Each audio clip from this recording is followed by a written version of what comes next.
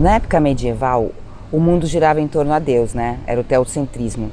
Portanto, as pessoas, até quando elas viajavam, levavam uma espécie de altar portátil com elas. Podemos dizer que era um objeto de devoção privada. Imagina como era esse altar de um rei? Não precisa imaginar, porque eu vou te mostrar.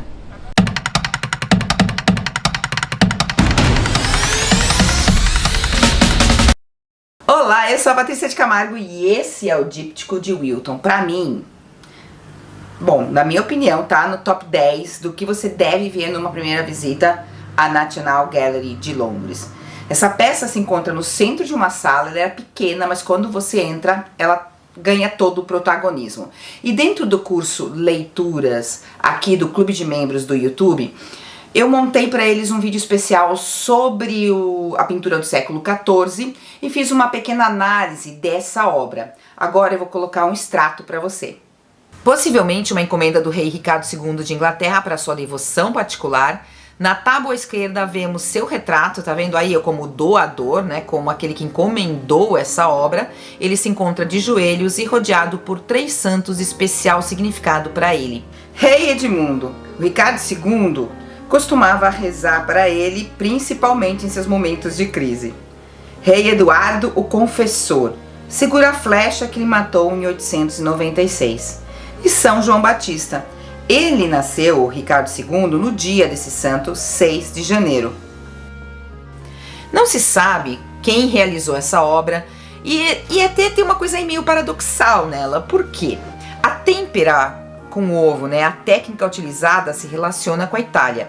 Mas, por outro lado, o carvalho sobre o qual se pintou e a camada de argila branca que se utilizou para preparar a madeira é típica da pintura do norte.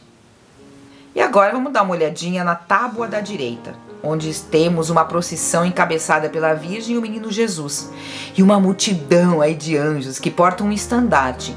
Tá vendo a roupa aqui dos anjos? Fiz um detalhe. Eles têm estampado alguma coisa. O que é isso? É um emblema do rei, o servo branco. E quando a gente fecha esse díptico, porque vocês verem que ele tem uma dobradiça, era para fechar, então eles pintavam também no exterior, a gente volta a ver esse servo branco.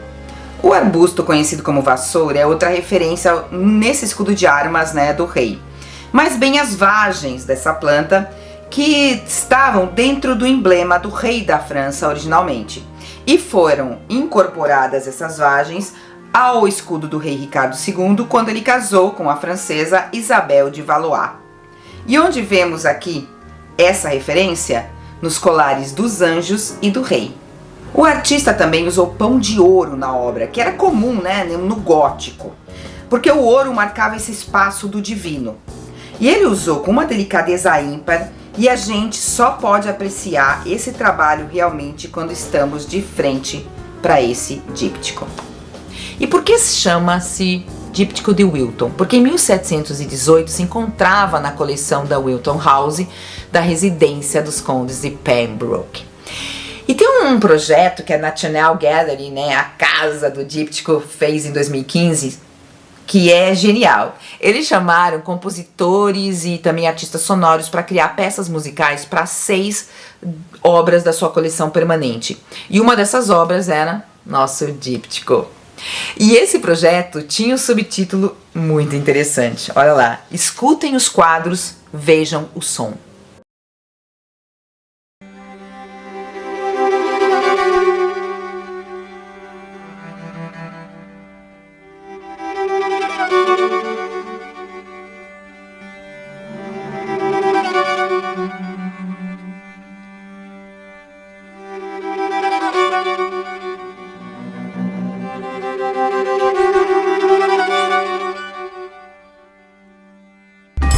Existem várias interpretações em relação ao díptico. Uma que eu gosto muito é que relaciona o díptico de Wilton com a Epifania, como uma nova Epifania. Por isso ele estaria acompanhado por 3 santos, porque lembra, a Epifania é a adoração dos Reis Magos, quando eles vão lá presentear o recém-nascido Jesus Cristo.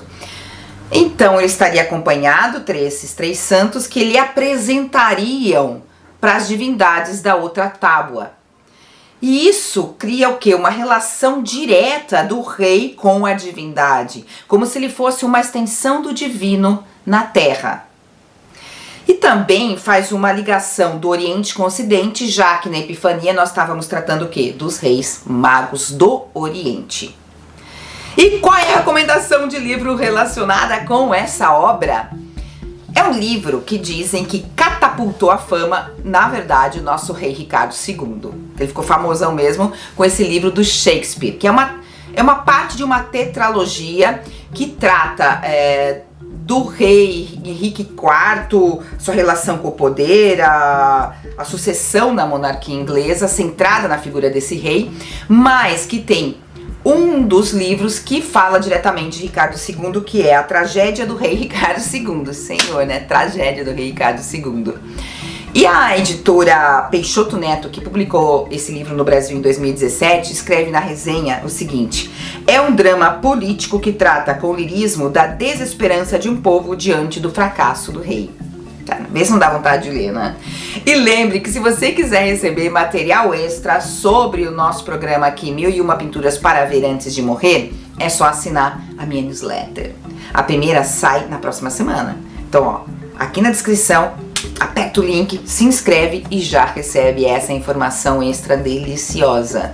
E com essas duas belezuras, e lembre de assinar a newsletter, eu me despeço aqui das Canárias com um beijo no teu coração.